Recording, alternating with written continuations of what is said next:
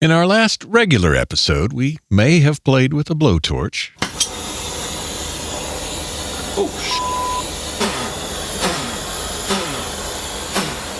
And added some new items to our punch list. Why is it flowing so much? That seacock's off, right? It's supposed to be. We were still waiting to get a musical performance from Peter Suarez. I really, unfortunately, didn't get around to trying to piece this one back together until this afternoon, and it's... But we did wager $1 on some nautical trivia. I don't think that a vertical structure like a mast would be considered a spar. Do you suppose we can wrap this all up today?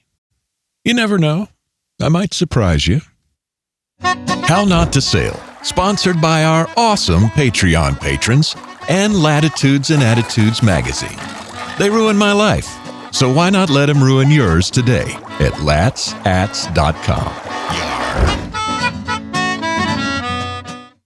Now, before we try to bend together all the disparate, bitter ends of these various storylines into something coherent, I just wanted to remind you that this is pretty much your last chance to become a Patreon patron of How Not to Sail before the boat show and the patron meet and greet, which will be in the greater St. Pete area on the Thursday of the boat show week. As we get closer to the blessed event, I'll be considering the weather and a couple other factors, and we'll either be doing it within a mile or so of the venue, or possibly in Gulfport, which is just 5 to 7 minutes away. But I'll be sending out the information to our Patreon crew not long before that, including our latest crew members, Dave and Carson. Thank you so much. Anyway, I just wanted to get that out there. If you want to become a patron before the meetup, just go to hownottosail.com/Patreon. That's Patreon. And you can become a patron for as little as $3 a month. I greatly appreciate it. It helps me set aside time to do this thing, and I am looking forward to seeing you at the as yet undisclosed location. But meanwhile, I'd come down to the marina to see why my zincs kept disappearing so fast, and what the heck might be going on with stray electricity in the water. Man. How you doing, man? I also wanted to get an interview and maybe some music from my friend Peter Suarez.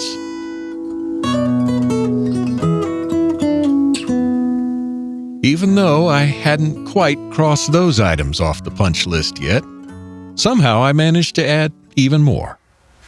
You want me to see if I can break these bolts loose? Sure. Okay. I do not recommend using a blowtorch aboard a boat, but in this case it did work out fine and allowed my friend Mike to remove the bolts securing the water pump and one of the engine zincs, which had been particularly stubborn. The complication arose when Mike removed the end of the hose connecting the raw water intake to the engine water pump. Why is it flowing so much? It's looking like something, maybe electrolysis, has caused the ball valve to be stuck in the full open position, no matter which way you turn the handle. That's interesting, Bradford. That seacock's off, right? It's supposed to be. This strikes me as a good time for a helpful reminder. How Not to Sail 101. Always bear in mind that it's preferable to keep the ocean outside of the boat. Anything that tends to prevent that condition should be considered undesirable. So here we have the marina water very much coming into the inside of the boat. The only way to stop it, other than attaching the hose back to the engine water pump that we want to take out, is to stick a thumb over the end of the hose, or to raise the hose up higher than the water line. It's kind of hard for me to determine where the water line is from inside the boat, but there's one easy way to find out.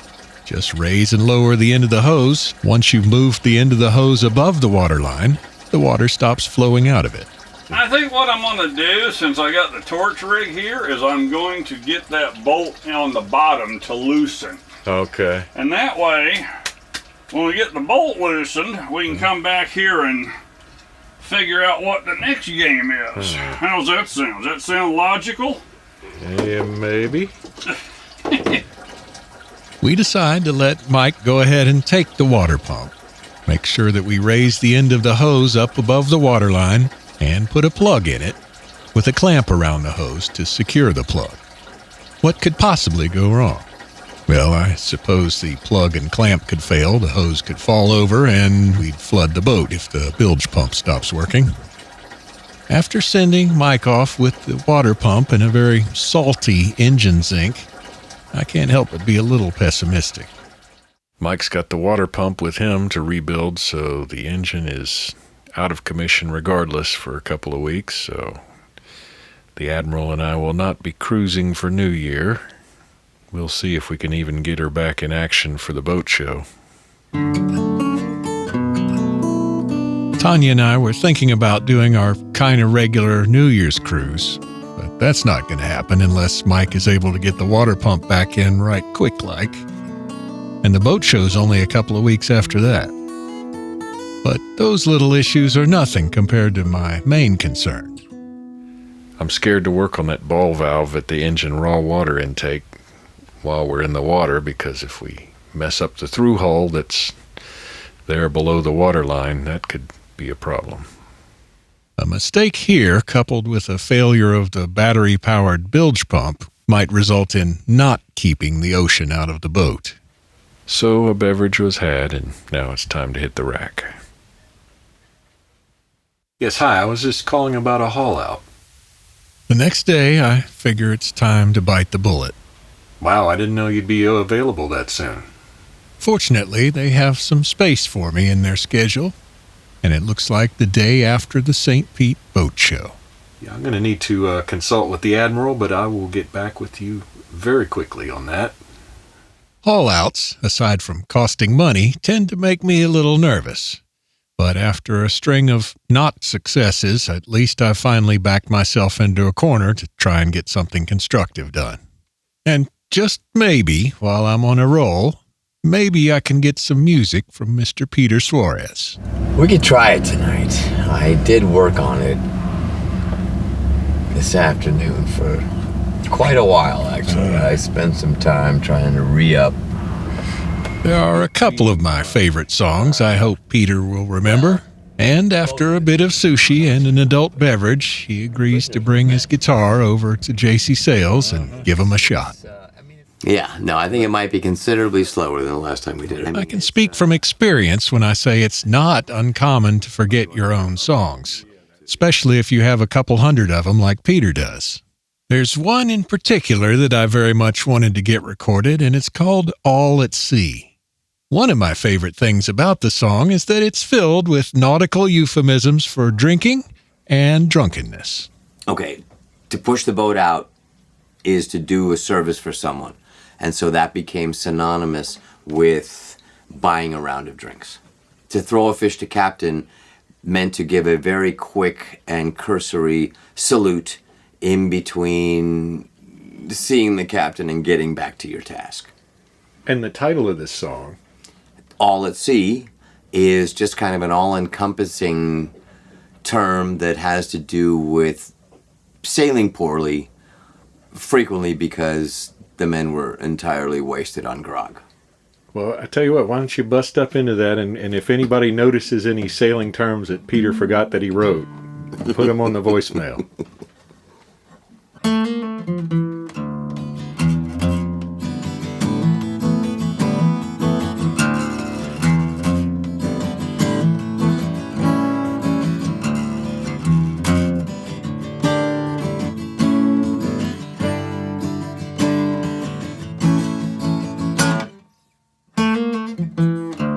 Turn to and tow,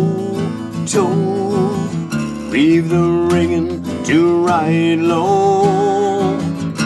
Throw a fish to captain and don't you know it's time to turn to and tow. Give away, trim those sails, leave to stay, leave the gunwale. All ye boatswain, I get ye below. If it be your wish to drink like fish, the the rummy grog will surely flow, and we roll at sea, tow, tow, tow. So push the boat out, push the boat out, and splice the main brace with me until this night shall end. We sail 3 sheets to the wind, but when next the moon rise, if we be alive, we'll do it all over again.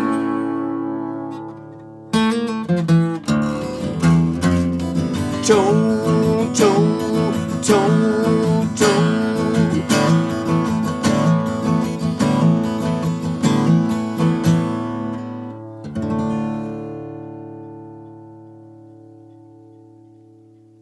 Brings a little tear to your eye, doesn't it? Surprisingly not a bad rendition, I don't think. All right. I'm actually kind of surprised I got through it. Hopefully, that's the way I always feel about a cruise. Well, yeah.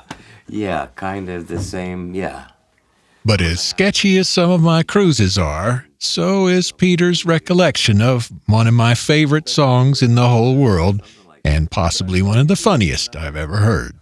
So I wrote this very pretty piece of music, and I wanted to find a lyric that would do it justice. So I took as my inspiration 2 men in an Irish prison about to be put to death, because they really weren't very nice men, but they were great friends to each other. So shortly before their time, and prison garb being what it is, one of these men sings this song to the other, this beautiful and touching song. And what could be more touching than an Irish prison?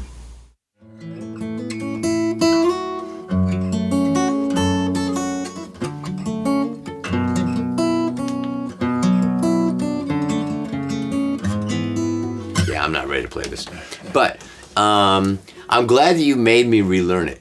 So it looks like that's probably a no-go for Peter playing The Prisoner's Lament. Problem is, it's not like somewhere you can just go, I try to talk Peter into giving it a shot anyway, and if it doesn't work, well, we can just post the version we already have in the show notes or something.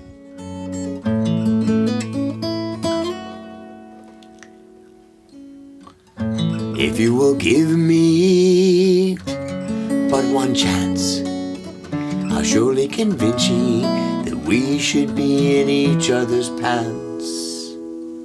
Mine are too big, you see, yours too small. So give your pants to me, mine will fit ye stomach and all. Just let me wear them before you tear them. In each other's pants you'll see how happy we'll be.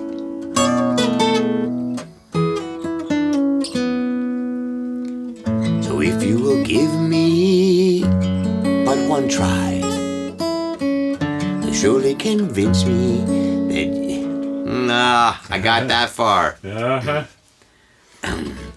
If you will give me but one try. Now it's not a little... Okay, one more time. If you will give me but one try, I'll surely convince ye that you should be the first one to die. We'll take off our pants, you and me, stare in the glass. You'll surely, bit the main line. All right. I thought you said you were going to do a cappella. I can. Oh, snap. If you will give me but one chance, I'll surely convince ye that we should be in each other's pants. Mine are too big, you see, yours too small. So give your pants to me, mine will fit you stomach and all. Just let me wear them before you tear them. In each other's pants you'll see how happy we'll be. So if you will give me but one try, I'll surely convince ye that you should be the first one to die. We'll take off our pants, you and me, stare in the glass. You'll surely quit this world when you see the size of your bloom, and ask of me anything, friend, here at the end. Just give me the chance to die in your pants. So if you will give me just one chance, I'll surely convince ye that we should be in each other's pants. I think that might be the close of the podcast. Ah, damn. And I think it is now. That's at least the soundbite at the end. So we'll put a little link in the show notes to the official version. But meanwhile, there was that business about a wager about what the meaning of spar is. I don't think that a vertical structure like a mast would be considered a spar. Apparently, Peter did some homework he's anxious to share with me, but I still feel like he might be missing something important.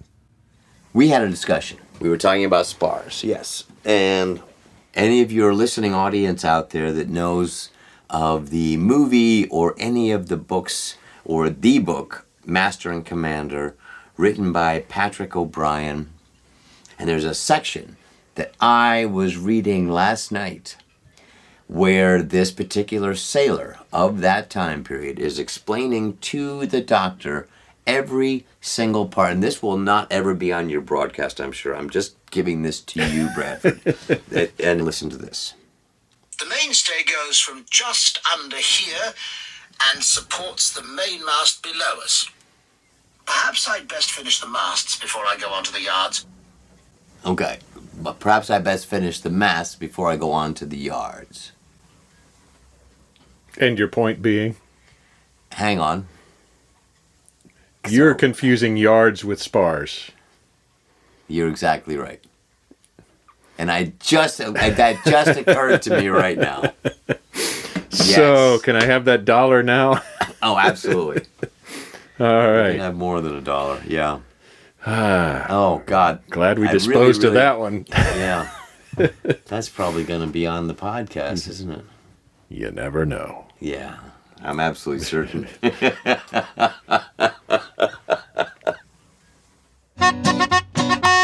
So, Peter did make good on his $1 bet, but we still don't know if Mike will get the water pump back in time for the Admiral and I to take a little New Year's cruise, or even whether it will be ready for the boat show. But I sure hope so, because the day after the boat show, we're scheduled to haul out. What could possibly go wrong?